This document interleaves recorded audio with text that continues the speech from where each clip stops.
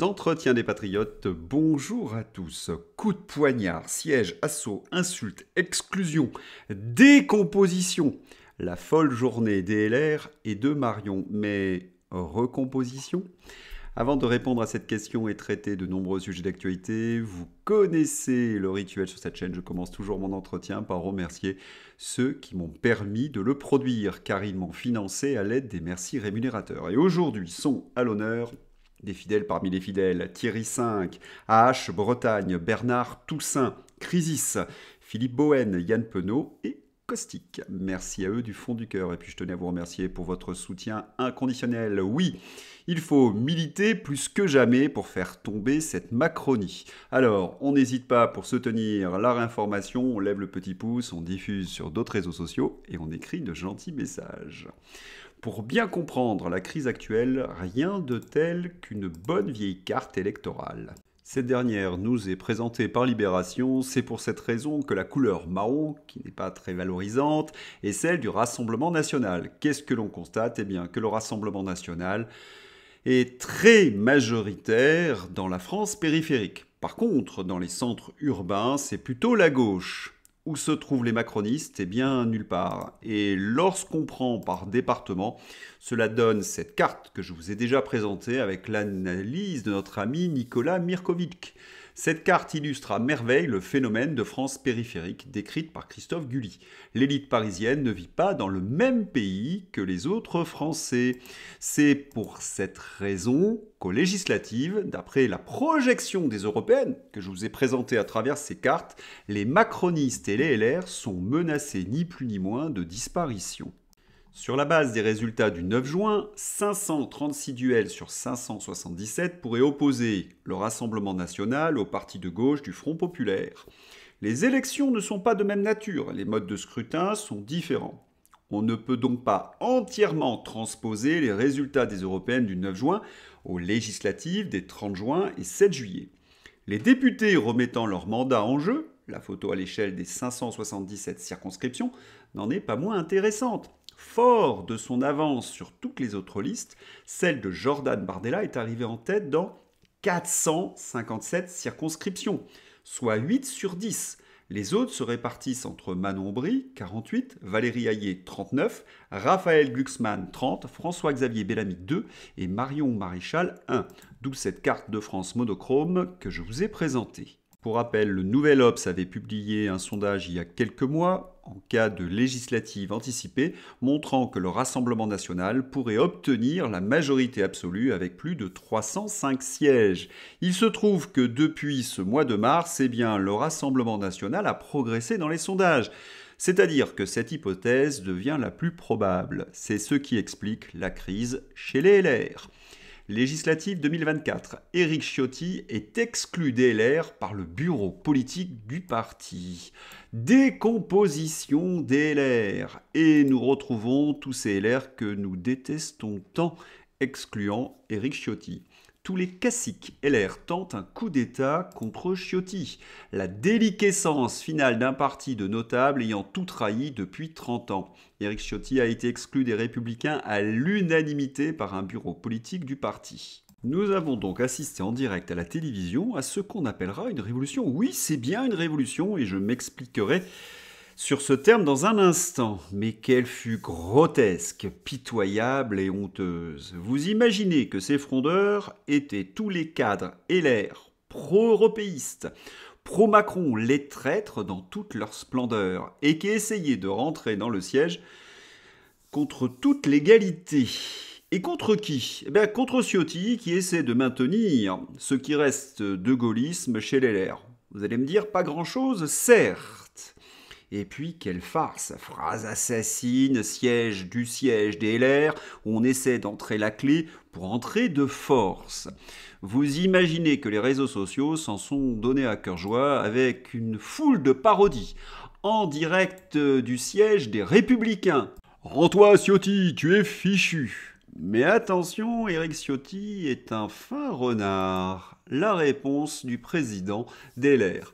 La réunion organisée cet après-midi a été mise en œuvre en violation flagrante de nos statuts, les Républicains. Aucune des décisions prises à cette réunion n'emporte de conséquences légales. Elle peut avoir des conséquences pénales. Je suis et reste le président de notre formation politique, élu par les adhérents. Les Républicains condamnent les décisions illégales de la réunion convoquée ce jour. La réunion convoquée ce mercredi 12 juin 2024 a été mise en œuvre en violation flagrante de nos statuts. Elle ne respecte ni les dispositions de l'article 23 alinéa 3 des statuts, ni celles de l'article 23 de notre règlement intérieur. Cette réunion n'a donc aucune valeur juridique car personne ne dispose du pouvoir de convoquer le bureau politique sans intervention du président du mouvement. Aucune des décisions prises par cette réunion n'emporte de conséquences légales. La Commission nationale d'investiture prétendument convoquée à 17h n'a notamment aucune existence juridique et légale. Nous portons la voix du peuple de droite, trop longtemps ignorée et confisquée. Mais vous connaissez les journalistes aux ordres, ils soutiennent la ligne Macron, ils soutiennent la liste de ces traîtres, parce qu'ils annoncent l'exclusion d'Éric Ciotti. Mais cette exclusion n'est pas légale, c'est ce qu'est obligé de rappeler Pierre Gentillet. Et en réalité, cette décision n'a aucune valeur juridique, étant donné que les statuts des Républicains prévoient, article 24, je vous l'ai montré, que le bureau politique ne peut se réunir que de deux façons, sur décision du président, Éric Ciotti donc, à la demande d'un quart du Congrès. Mais à votre avis, pourquoi ces sans-culottes ont-ils pris d'assaut le siège des LR? Pour une raison très simple, c'est qu'ils sont minoritaires. Virginie Martin, docteur en sciences politiques. La ligne prise par Éric Ciotti n'est pas du tout minoritaire, contrairement à ce que prétendent les cadres. Enfin, si je puis me permettre, j'espère que tous ces sans-culottes, ces traîtres, et je vise particulièrement Pradier, prendront une belle déculottée à ces élections législatives. Quant à Éric Ciotti, il était l'invité de CNews. Il y aura autour de 80 candidats les Républicains soutenus par le Rassemblement national. Il justifie cette alliance par le fait que c'est soit le Rassemblement national, soit le Front populaire. Éric Ciotti reste donc président des Républicains. Pierre Gentillet, avocat, à propos de l'accès d'Éric Ciotti au siège des Républicains, on ne peut pas le refuser. Si on part du principe qu'Éric Ciotti est toujours le président des Républicains, alors il a toujours accès à son bureau. Et voilà. Quant à Catherine Vautrin, elle a le mot qu'il faut. Éric Ciotti exclu de LR. C'est un traître, affirme la ministre du Travail. Ah, c'est une spécialiste qui vous le dit. Quel enseignement peut-on tirer de cette folle journée d'hier? Revenons un petit peu en arrière. Macron, par son action, a engendré un système de putréfaction de la vie politique qui a duré presque 7 ans, une véritable décomposition organique des anciens partis. Mais vous le savez, la nature a horreur du vide. Les LR, le PS se sont décomposés, ils ont été gangrénés par la traîtrise et la corruption. Eh bien, de nouveaux partis sont nés sur ce fumier. Quant aux traîtres, je pense à tous ces cadres LR, ces socialistes, ils espèrent un recyclage de la Macronie. Mais cela ne suffira pas. Ils finiront à la poubelle. Autre décomposition, recomposition, c'est chez Reconquête. Élection législative 2024. Marion Maréchal soutiendra les candidats du RN contre l'avis d'Éric Zemmour. Elle s'en explique dans un communiqué. Depuis 48 heures et l'annonce de la dissolution de l'Assemblée nationale par le président de la République, nous avons tout tenté pour permettre aux 1,4 million d'électeurs de Reconquête d'être représentés dans la nouvelle coalition des droites qui associe de nombreux candidats RN, LR et indépendants. Cette nouvelle coalition suscite une immense espérance de changement dans notre pays. Éric Zemmour a décidé, malgré notre opposition, de présenter le maximum de candidats contre cette coalition des droites, dans toute la France, prenant ainsi le risque de faire perdre cette inédite espérance de battre Emmanuel Macron et l'extrême gauche. Cette décision est une triple faute. Présenter des candidats de Reconquête dans les circonscriptions législatives, c'est présenter des candidats de la division contre le camp national et l'espoir de faire gagner nos idées. Présenter des candidats de Reconquête dans des circonscriptions législatives, c'est prendre le risque infini de faire gagner des députés macronistes ou d'extrême gauche. Présenter des candidats de reconquête dans des circonscriptions législatives, c'est participer à une énième division des droites et donc permettre à Emmanuel Macron de continuer sa politique de destruction de notre pays. Nous avons une immense responsabilité. Nous ne pouvons pas passer à côté de cette opportunité historique de permettre la victoire du camp national. C'est pourquoi nous refusons le principe de candidature de division à l'occasion de ces élections législatives. Nous appelons donc à soutenir dans toutes les circonscriptions de France les candidats uniques de la coalition de droite. Nous demandons donc à tous les Français qui nous ont fait confiance ce dimanche 9 juin de soutenir l'union plutôt que la division. Un message que Marion Maréchal a repris sur TF1. Si nous divisons les votes aux législatives, nous prenons le risque de renforcer la coalition d'Emmanuel Macron et surtout la gauche et l'extrême gauche coalisées. Il n'est plus temps de penser à nos intérêts de parti, mais à ceux de notre pays. Une vignette résume le tout. Faisons passer l'intérêt de la France avant l'intérêt des partis. La réunion politique qui a eu lieu à Reconquête entre Éric Zemmour et Marion Maréchal, vous vous en doutez, c'est très mal passé. On était un peu dans la même ambiance que chez les LR. Un coup de poignard et mot doux.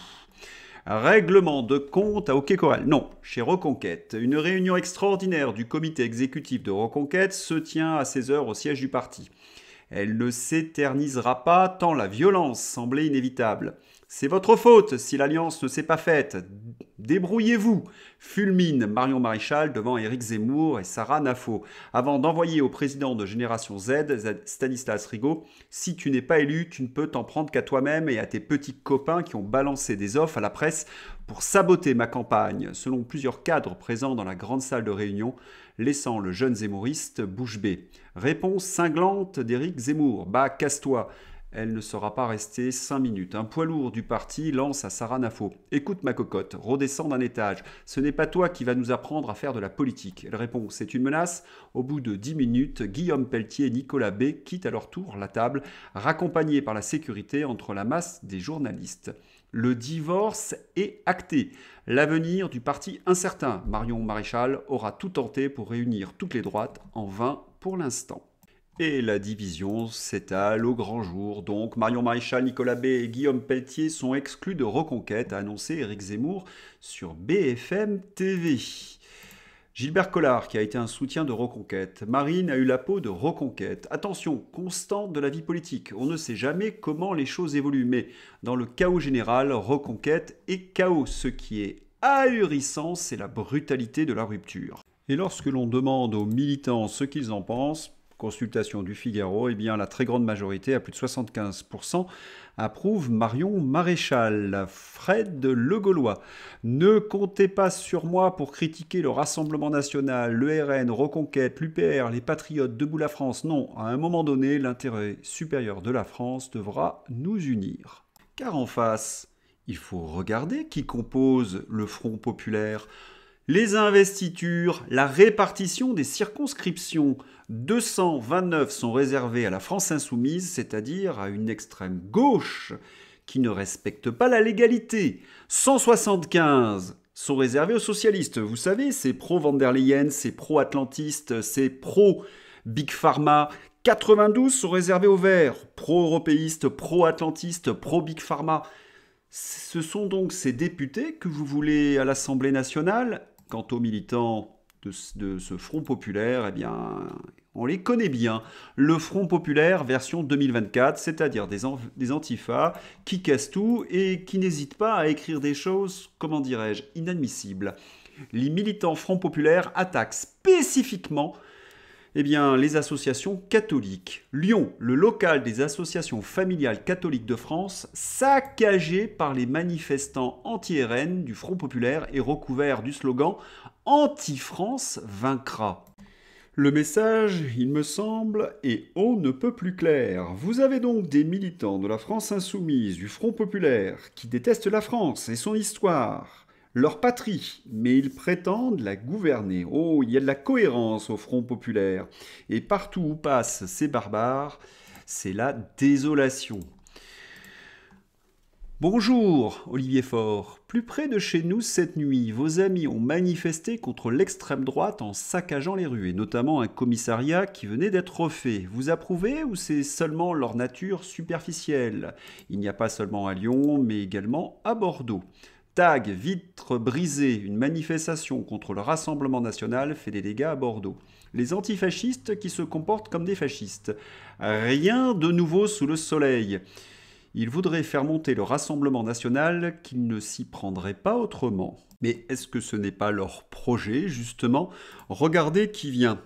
Renforcer le Front populaire, le NPA, l'anticapitaliste qui rejoint le Front populaire. Éric Ciotti, la menace du Front populaire s'accentue avec désormais l'élargissement au NPA. La seule réponse est l'union des républicains et des patriotes face au péril d'extrême gauche. Car ceux qui ont quelques connaissances historiques se souviennent que ces groupuscules d'extrême gauche sont manipulés par les atlantistes. Ils ont été utilisés comme des épouvantails pour faire sortir les bourgeois pour qu'ils aillent voter pour les partis qui avaient signé des accords avec les Américains.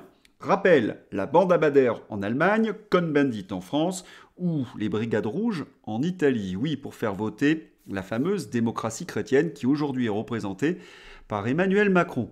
Et si vous avez encore un doute, la preuve.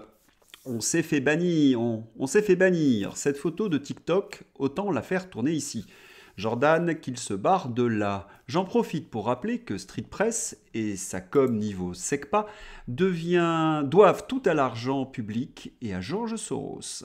La stratégie des casseurs, vous la connaissez, elle a été utilisée avec succès contre les Gilets jaunes, elle a été utilisée avec succès par Emmanuel Macron pour faire passer sa réforme des retraites. Eh bien, il nous retente le coup avec l'extrême gauche pour permettre à des Claude Maluret de venir baver sur les patriotes.